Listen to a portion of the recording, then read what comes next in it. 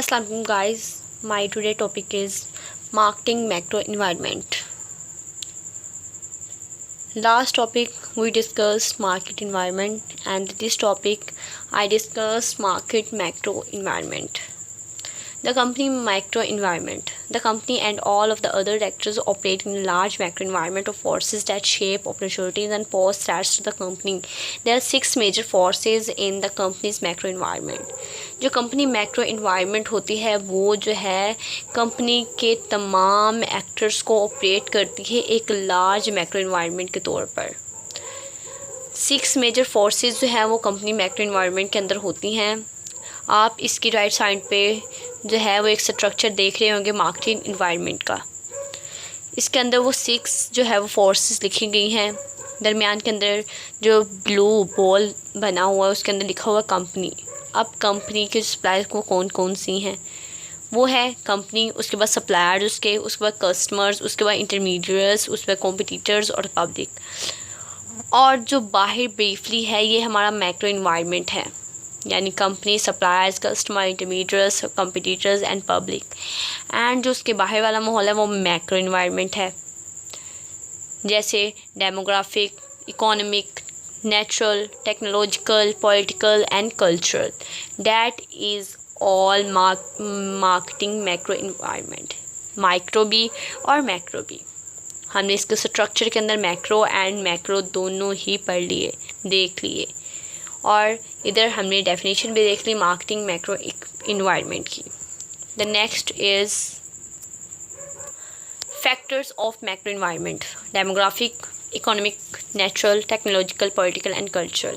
Macro environment of marketing यानी demographic factors, economic factors, natural factors, technological factors, political factors and culture factors. जैसे कि इनके name से ही आपको जाहिर हो रही है कि डेमोग्राफिक के फैक्टर्स हैं, ये इकोनॉमिक्स के फैक्टर्स हैं, यानी इसके अंदर इकोनॉमी हो गई, नेचुरल यानी जो कुदरत के फैक्टर्स हैं, उसके बाद टेक्नोलॉजी के फैक्टर्स हैं, पॉलिटिकल यानी सियासी के फैक्टर्स हैं, और कल्चर यानी जो आपकी सकाफत के फैक्टर्स वो होते हैं। ये सारे मैक्रो इन्वायरमेंट के फैक्टर्स हैं जो कि आपकी कंपनी के मैक्रो इन्वायरमेंट के ऊपर असरअंदाज होते हैं, इफ़ेक्ट करते हैं। The next is demographic environment. Demography is the study of human population in terms of size, density, location, age, sex, race, occupation, and other statistics. It is a major interest of the marketers because it involves people and people make up market. Demographic trends are constantly changing. Some more interesting ones are.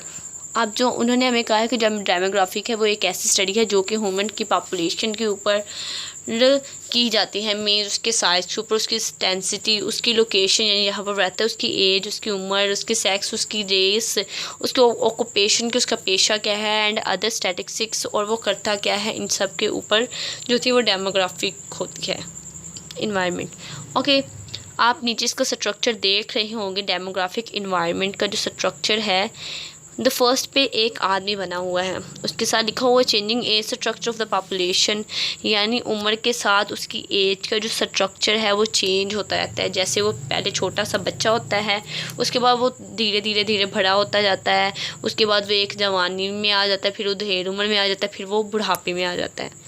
And the second is changing house hold pattern, यानी उसके house hold pattern भी बदलते रहते हैं। जब भी छोटा होता है वो लकड़ी के घर बनाता है, मट्टी के घर बनाता है, उसे घर अच्छे लगते हैं। जब वो बड़ा होता है फिर उसको एक घर चाहिए होता है जिसमें वो सिर्फ रह सके, उसमें इंजॉय कर सके। उसके बाद जब वो जवान होता है तो उसकी जो एक्सपेक्टेशन है वो बढ़ जाती है, उसको एक बड़ा बंगला चाहिए होता है। उसके बाद जब वो उधेड़ उम्र में चला जाता है तो उसको फिर एक बस सिंपल सा घर जिसमें वो अपना सिर्फ गुजर बसर कर सके। नेक्स्ट है जियोग्राफिकल शिफ्ट इन पॉपुलेशन, यानी जियोग्राफी की जो शिफ्ट हैं वो पॉपुलेशन के ऊपर कैसे अंदाज़ करती है। उसके बाद नेक्स्ट है better education, more white collar, more professional population, यानी आपकी जो डिग्रीज़ वगैरह हैं, लाइक आप जिसको पसंद करते हो, जिस फील्ड में जाना चाहते हो वो सारी आ जाते हो। लास्ट में इंक्रीजिंग डाइवर्सिटी है, यानी जो कि इंक्रीज़ होती जाती है, यानी आप बचपन से बढ़ते जाते हैं और आपकी ये बढ़ती जाती है। द नेक्स्ट इज़ पाकिस्तान की टोटल पॉपुलेशन जो वो लास्ट ईयर्स में कितने बिलियन US$ रह चुकी है।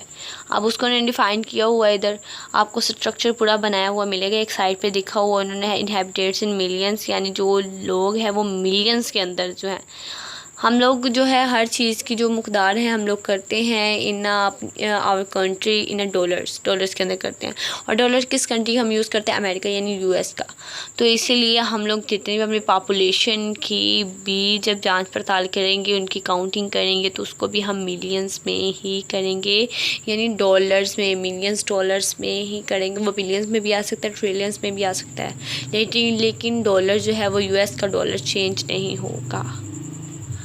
नीचे इसके ईयर्स आ जाएंगे, उस लिहाज से इसकी पॉपुलेशन जो है वो पहले क्या थी, पॉपुलेशन 2070 में कम थी, यानी 205 थी। 2018 में जाकर 209 हो गई, 2019 में जाकर 213 हो गई, 2020 में जाकर 218 हो गई, 2021 में 222 हो गई, 2022 में 223 हो गई, और 2023 में 231, यानी वो बढ़ती ही जा रही है। 2027 में जाके वो 250 के करीब पहुंच गई। टोटल हमने कितना लिखा, यहाँ पर 300 लिखा, और 300 में से वो 250 के करीब पहुंच गई, यानी जो पॉपुलेशन है वो बढ़ती ही जा रही है, पॉपुलेशन में कमी नहीं आ रही। The next point is 4 generation consumer, यानी कंज्यूमर की जो 4 जनरेशन वो कौन कौन सी हैं।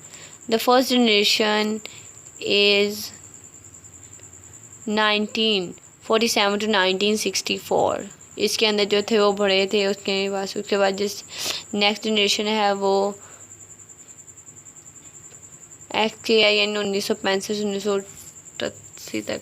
उसके बाद मिलीनियल्स की है, उसके बाद जनरेशन जेड है जो कि लोगों की है, ठीक है।